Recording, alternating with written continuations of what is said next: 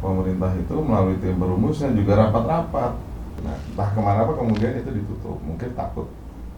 Jadi polemik atau jadi Ya, gue kalau nggak mau jadi polemik ya jangan jadi pemerintah lah. kalau Kamu mancing-mancing.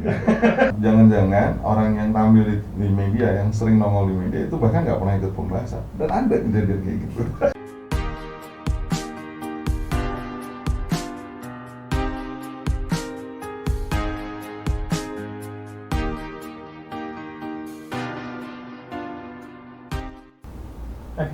mas ini nih Apaan? Lu tuh Baru. ini itu jelas banget. baru ada yang ngirimin mas ke aku mas, Apaan? temanku. Jadi dulu kan waktu kuliah sama-sama di Fakultas Hukum, dia ngirimin nih mas barusan ke aku untuk tanda tangan petisi mas. Jadi dia Apaan? ngirimin petisi, judulnya ini nih. Supaya dia segera melamar pasangannya atau gimana? Bukan, ini petisi judulnya Presiden dan DPR buka naskah terbaru RKUHP ke publik. Oh, isi. Petisi ya. Coba kirim. Coba kirimin ya. Tuh, udah dikirim mas. Oh iya. Tapi Baru kenapa? ngeliat gue. Iya, kenapa ada petisi ini mas ya? Tapi berarti kan kalau misalkan ada petisi Presiden dan DPR buka naskah terbaru RKUHP ke publik, berarti naskahnya selama ini belum dibuka ke publik mas. Padahal kan kalau nggak salah bulan Juli ini 2022 itu mau disahkan. Misalnya disahkan. Kalau nggak salah rencananya akan mau disahkan Jadi oleh DPR. kalau pertanyaannya kenapa, gue nggak bisa jawab. Tanya sama Pak Menteri sama DPR-nya. Iya ya. Tapi kan gini ya, emang apa ya? Jadi naskah terakhir itu di 2019. Nah, iya. RKUHP ya. Yang rame-rame itu ya, yang rame dan kemudian presiden demo, memutuskan ada untuk demo. ditunda. Terakhir itu di 2019. Sudah 3 tahun yang lalu berarti ya. Ya, 4 tahun kali. 4 tahun deh. Hampir 4 tahun. Hampir 4 tahun. bener. Susah mana hukum. Susah ngitungnya salah. Jadi setahu gue tuh itu sih 2019. Nah, terus dalam perjalanannya memang ternyata pemerintah itu melakukan berbagai agenda. Ada sosialisasi lah ke banyak tempat gitu ya. Kemudian juga di samping agenda-agenda sosialisasi, pemerintah itu melalui tim perumusnya juga rapat-rapat. Dan mereka mengubah-ubah itu. Mengubah naskah yang 2019. 2019. Oke. Pertanyaannya kan dari mana kita tahu nih misalnya naskah-naskah itu berubah ya? Karena salah satu isu yang dipersoalkan adalah soal advokat curang. Entah kenapa tiba-tiba kemarin Pak Wamen bilang bahwa kita setuju ini di drop. Jadi tuh kayak menurut gue sih agak aneh ya, karena kan harusnya persetujuan itu antara, kalau dalam pembuatan RUU ya menurut Undang-Undang Dasar, persetujuan itu antara pemerintah dan DPR. Nggak bisa pemerintah bilang ya kita setuju advokat curang ini kita hapus. Sementara DPR-nya nggak pernah memberikan persetujuan. Setidaknya dari rapat dengar pendapat itu ya. Karena bukan forum persetujuan kan, rapat dengar pendapat. Sementara itu nggak pernah disetujui di forum rapat antara DPR, pemerintah dan DPR, presiden dan DPR ya. Itu yang kemudian ada naskah gelap yang sampai sekarang nggak ada seorang pun yang tahu gitu, kecuali mungkin pemerintah. Iya, mungkin dikirim secara bukan terbuka gitu ya, maksudnya Ya, mungkin hanya beberapa pihak yang orang tahu, yang terus tahu, kemudian dibuat perjanjian. Itu kan sama kayak dulu tuh seingat gue ada 2 RUU tuh model-model begitu, RUU Cipta Kerja ya dan RUU IKN itu lupa sih. Tapi ada model RUU yang modelnya begitu, pembahasannya tertutup gitu ya. Iya, tertutup. Karena mungkin entah berbagai pertimbangan atau bagaimana tiba-tiba Nggak boleh. nggak boleh. Nggak boleh, apapun pertimbangannya nggak boleh. Harusnya itu harus terbuka ke publik atau bagaimana? Iya, harus terbuka. Karena itu kan menyangkut hajat hidup orang banyak ya. Semua undang-undang gitu ya, apapun yang dibahas antara pemerintah dan DPR atau bahkan apapun kebijakan yang dibahas oleh pemerintah itu harusnya terbuka. Ya ada bagian-bagian tertutup ya, tapi secara umum dia harus terbuka. Gitu. Nah itu yang Oke. yang Yang tidak terjadi di RKUHP ini ya? ya mungkin nanti ke depan-depannya gitu juga nggak tahu juga gue. Nggak tahu juga ya. Tapi ada setidaknya kalau gue lihat ya, setidaknya RUU Cipta Kerja deh kalau nggak salah tuh, Cipta Kerja awalnya ya. RUU Cipta Kerja itu modelnya begitu juga. Yang mirip-mirip sama RKUHP ini ya, pembahasannya tertutup. RKUHP awalnya Awalnya enggak. karena itu kita bisa dapat bahannya. Jadi setiap perubahan itu bisa didapat. Dulu kan ada kelompok yang namanya Aliansi Nasional Reformasi KUHP. Nah itu setiap perubahan naskah itu dipublish di website mereka. Bahkan di website DPR dan pemerintah nggak ada. Tapi ada di websitenya Aliansi Reformasi itu, KUHP. ya, nama alamatnya reformasikuhp.org. Itu sampai perubahan segala macam itu ada di website. Jadi versi dari awal sampai paling akhir 2019 itu ada di situ. Sebetulnya gunanya kan merangsang partisipasi masyarakat di bidang politik, terutama yang menyangkut kehidupan. Ini bukan, maksud gue, gejala ini tuh bukan gejala khasnya RKUHP, tapi ada beberapa sebelumnya ada RUU yang lagi, seperti itu gitu. Nah, entah kemana kemudian itu ditutup, mungkin takut jadi polemik atau jadi. Gue kalau nggak mau jadi polemik ya jangan jadi pemerintah lah. Pasti harus siap dikritik ya kalau jadi pemerintah. Wajib. Nah, gue tuh salah satu yang gue heran ya, dalam setiap pembahasan RUU selalu ini bukan pemerintah kebetulan yang bilang DPR. Ini konstituen saya dapat masukan dari konstituen saya. Itu salah satu yang paling sering yang paling sering gue denger ya. Baru masukan begini. Yang repotnya adalah dengan model seperti itu, bagaimana misalnya orang lain yang mau melihat atau punya kepentingan terhadap pembahasan RUU itu memverifikasi pernyataan itu. Alat verifikasinya nggak ada.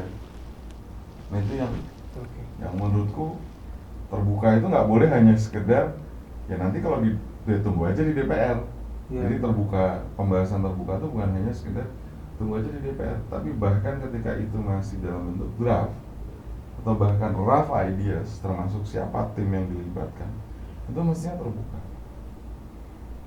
dalam suatu pembentukan undang-undang. Karena ini menyangkut hajat hidup orang banyak ya, bukan hanya berdampak terhadap sekelompok orang, khususnya ahli hukum, secara lebih khusus pidana.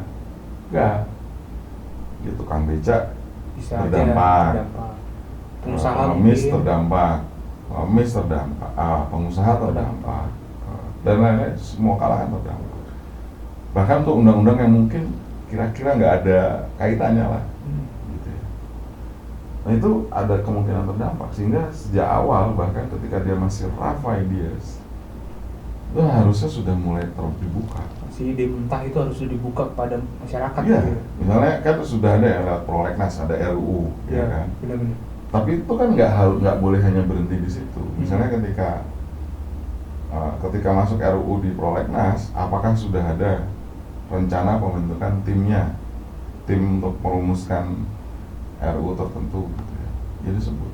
Sekarang aja kita nggak pernah tahu sebenarnya tim perumus RKUHP itu ada berapa orang sih? Atau masih sama atau enggak gitu ya? Ya mungkin masih sama karena orangnya yang sering muncul di media ya itu aja kan. Tapi sebetulnya jumlah total komposisinya orangnya berapa? Ada berapa? Terus siapa saja? Namanya siapa aja nggak ada yang tahu.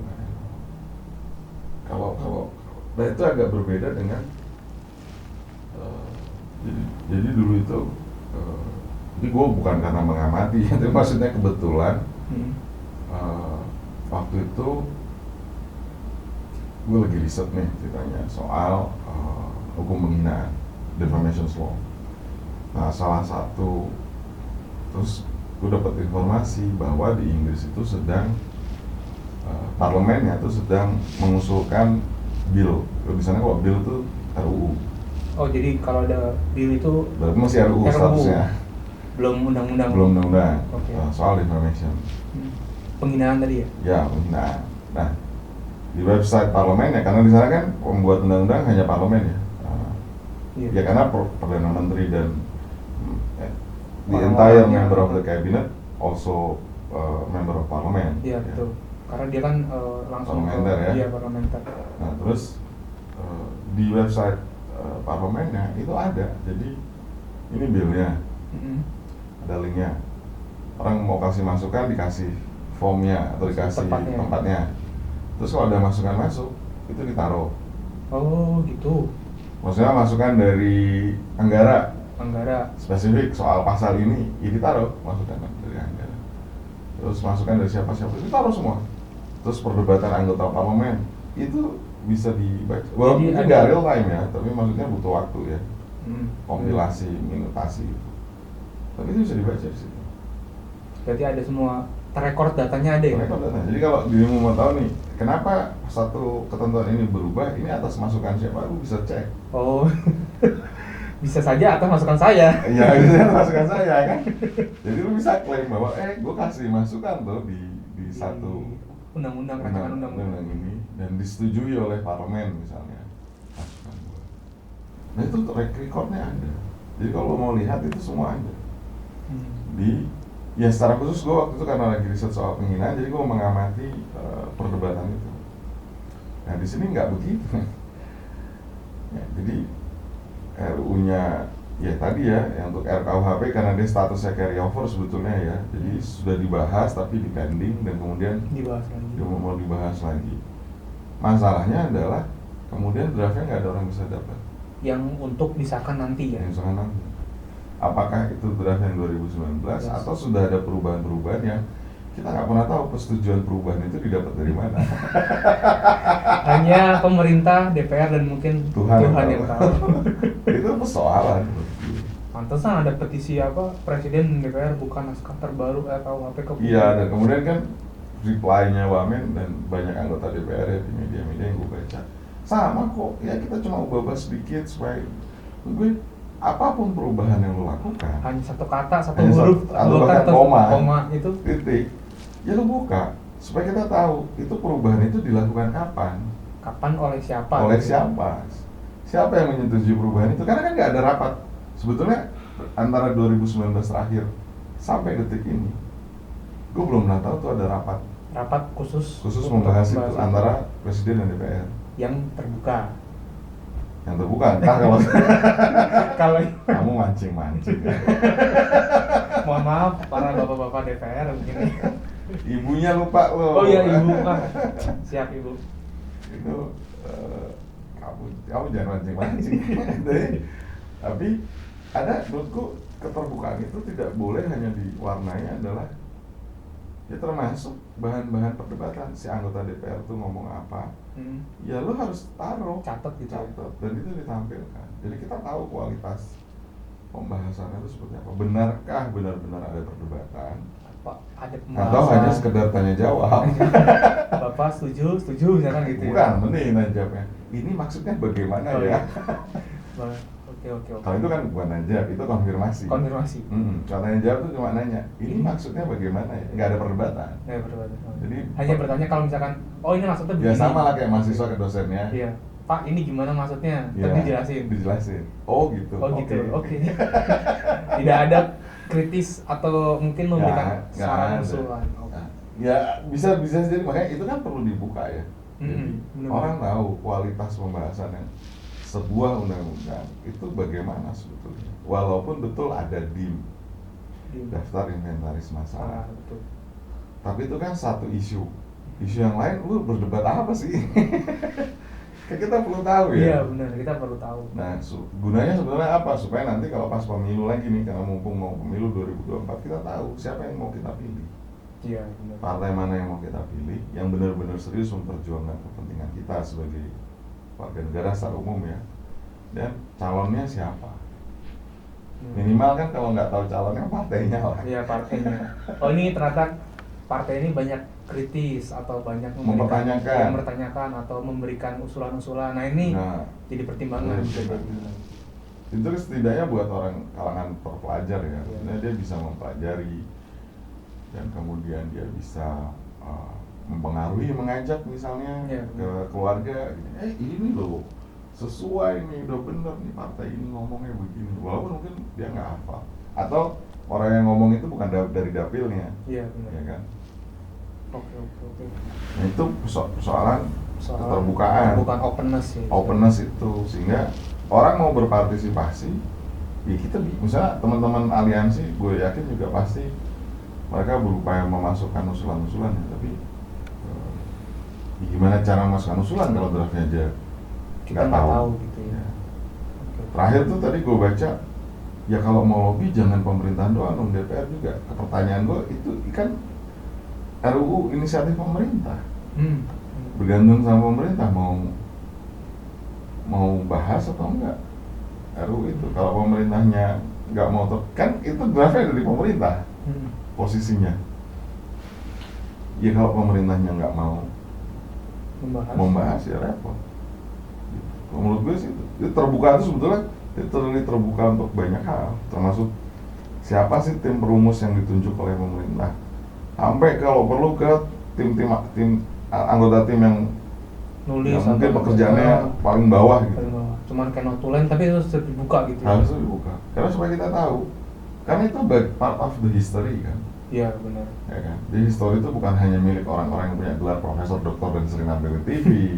Itu termasuk orang-orang yang dia duduk di belakang dan dia jadi notulen, ngetik apa yang masukin merekam prosesnya. Nah, itu kan part of the history, kan bangga ya kok misalnya gue terlibat loh jadi bagian dari perubahan, karena beberapa itu gue ngerasain aura kebanggaan itu ya.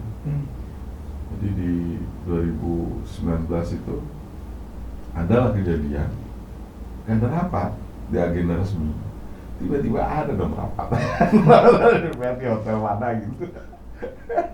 Di agenda resmi DPR nggak ada. Itu kan maksud gue itu masalah ya, karena kalau kita ngomong keterbukaan ya lu mau rapat di manapun ujung berung misalnya harus diberitahukan. Ya harus dikasih tahu. Ada dong salah satu orang yang ada di situ foto-foto ditaruh di Facebook. Ya jadi ketahuan deh. Gue bilang kok begini ya gue gitu ya. Katanya nggak ada agenda rapat, ditanya. Ternyata ada. Ternyata ada ya.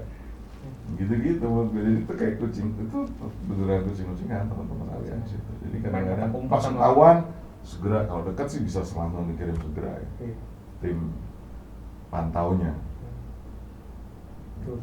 Nah, dulu tuh yang paling lengkap justru situs aliansi, karena bahkan misalnya minutasi ya. Kalau gue sih melihatnya lebih tanya jawab. Jadi gue ketika kemarin baca buku apa namanya, terjemahan risalah pembahasan WPS tuh ngiri. Ngiri sama Belanda waktu itu. Iya, tahun segitu loh men, maksud gue tahun 1000 sekian, 1800 kan, udah serius gitu. Udah serius kayak begitu. Iya. Ini harusnya ditiru sih sama kita gitu ya. Iya, kalau gue compare dengan apa yang hasil minutasi yang dilakukan pada saat itu oleh aliansi ya, gue tuh kadang-kadang jadi ngiri banget gitu. Kenapa ini jadi tanya jawab ya? Ini maksudnya apa ya? Mostly sih, nggak semua ya, mostly kayak begitu. Jadi itu salah satu masalah di RKUHP. Nggak cuma di RKUHP, di seluruh pembahasan RUU. Iya. Karena lu nggak bisa tahu misalnya, lu pernah bayangin nggak sih, jangan-jangan orang yang tampil di media, yang sering nongol di media itu bahkan nggak pernah ikut pembahasan, dan ada kejadian kayak gitu. Mungkin hanya sebagai penyampai pesan, tapi dia nggak ya, pernah. Ya nggak bisa dong kalau lu nggak pernah ada di pembahasan tuh tampil mulu di media. Iya, benar. Ya mungkin aja dapat feedback ya, tapi as anggota DPR kan you have to do your duty, represent our interests kan, as people. Nah kalau gue gitu, maksudnya nggak ke situ kan juga nggak apa-apa ya, memang ada orang lain yang tugasnya melihat dan memantau. Nah kalau dia anggota DPR, kan emang tugasnya hadir di rapat-rapat pembahasan. Jadi tuh, ya banyak yang gitu lah. Misalnya kita sudah tentukan politik hukumnya begini, nah, kalau menentukan ada perdebatan dong harusnya. Kagak ada, gitu aja setuju. Setuju. Itu tanya jawab. Ya. Dulu ada sih, gue ingat dari Demokrat, tapi untuk beberapa pasal, kenceng banget ya. habis itu jadi ikut pilkada, dia di recall kan dari DPR, habis itu nggak ada tuh yang kayak dia, pertanyaannya tajam. Nggak banyak lah dari semua anggota DPR yang hadir di rapat-rapat pembahasan itu yang sekritis itu tuh. Dan untuk nggak semua hal, hanya untuk bahkan untuk hanya bagian-bagian tertentu yang dia kritis. Tapi yang lain-lain ya lebih kayak konfirmasi, maksudnya gimana gitu, nanya ya antara murid sama profesor yang tanya, ya karena situ profesor kan, Primus, gitu. Okay. Iya. Dan sering overplay menurut gue. Oh. Jadi ini kita sudah mulai RKUHP sudah mulai kita siapkan dari tahun 60. Nggak ada RKUHP tahun 60 itu. Tahun 60 itu ada seminar, ya. Ada seminar hukum nasional. Itu dibahas semua hal, ada hukum perdata, ada hukum pidana, ada hukum adat, macam-macam dibahas di situ. Nah, di tahun 60 itu digodoklah butir-butir pemikiran. RKUHP sendiri dalam bentuk yang seperti kita kenal itu baru ada di tahun 91. Yang waktu itu ketuanya adalah almarhum Profesor W. Mardiono. Nggak ada tuh tahun 60.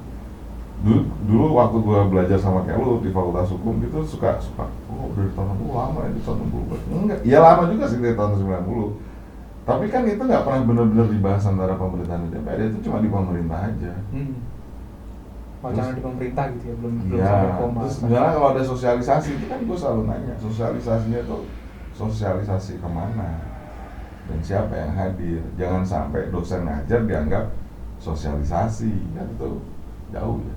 Beda gitu. Beda.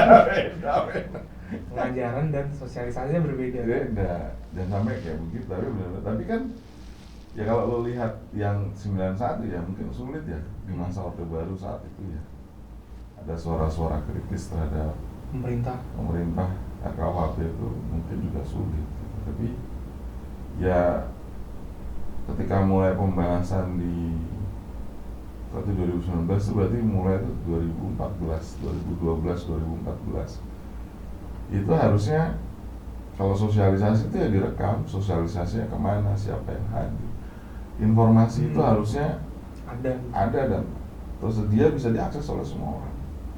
Apakah sosialisasi itu maksudnya hanya literally mensosialisasikan atau menampung aspirasi dan masukan? Nah kalau ditampung, bagaimana kita tahu bahwa aspirasi itu kemudian influence atau mempengaruhi perdebatan yang ada di minimal tim perumus deh.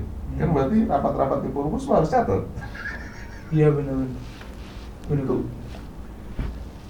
Nah, gua mungkin saja ada catatannya, mungkin ya. Tapi yang jelas itu tidak terpublikasi catatan rapat-rapat tim perumus. Mungkin hanya beredar di kalangan yang hadir saja. Ya kalau ada. Kalau ada.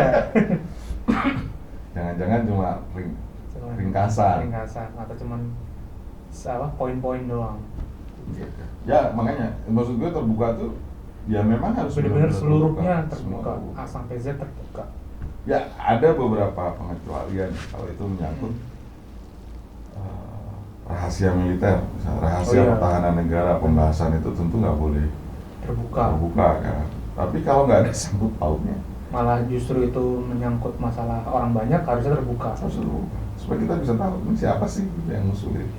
Dan harus tercatat ya, nggak boleh lisan. Misalnya karena gue kenal anggota DPR, misalnya salah satu anggota DPR yang jelas-jelas teman dan senior ya, itu ada namanya Taufik Basari, Bang Taufik ya, Bang Tobas ya. Nggak boleh gue cuma gara-gara temenan terus gue ngomong lisan-lisan itu terus dianggap itu aspirasi masukan. Enggak, ya memang harus tercatat. Ya boleh aja SEO gitu ngasih gitu ya, tapi usulan itu harus kemudian masuk dalam sistem di DPR, direkam dan dipublikasi. Justru yang paling banyak itu menurut gue pada waktu itu ya situsnya aliansi itu. Dan ketika demonstrasi yang rame itu sempat down karena kita kan nggak, waktu itu situs itu tidak diprediksi akan menampung banyak orang yang masuk. Karena banyak orang yang tertarik. Ya pada waktu demonstrasi. Ya, karena demo jadi pada orang tertarik mungkin ya. Dan apaan sih ini? Nah, baru masuk. Ya, gue sempat lihat di Twitter tuh siapa adalah pendiri Drone Emprit namanya Ismail Fahmi ya. Dia kan suka nge-share SNE ya, social media network analysis gitu lah ya. Terus dia salah satu presentasinya tuh meng-capture top media atau top website yang diakses orang. Gue inget tuh 1 sampai 20 tuh media-media resmi. Di Kompas, CNN, media, segala macam aja. Tapi urutan 1 sampai 5, dari 1 sampai 20 tuh semua media resmi. Iya. Tapi urutan 1 sampai 5 tuh situsnya aliansi itu. Ada masuk. Ada masuk. Satu-satunya yang non media. Non media resmi ya. Secara apa bukan kayak Kompas, bukan kayak CNN. Satu-satunya. Kemudian nggak sih? Gue bilang pantas tetap nggak bisa diakses. Orang hampir seluruh Indonesia mengakses website tersebut. Ya karena itu satu-satunya yang menyediakan informasi yang lengkap gitu, runtut dari versi awal sampai versi 2019 akhir. Itu baik ya, maksudnya ya kalau mau jangan bilang bahwa rakyat nggak mau kasih masukan dong. Tapi bagaimana cara kasih masukan kalau tidak ada informasi yang nggak tersedia atau informasi yang tersedia tapi tidak lengkap kan? Ketersediaan informasi itu kan ada 2 jenis ya, informasi tersedia dan lengkap. Ada informasi sekedar tersedia tapi tidak lengkap. Benar. Atau mungkin lengkap tapi tidak tersedia, bisa jadi. Ada kok. Ada. Tapi nggak bisa diakses orang. Iya.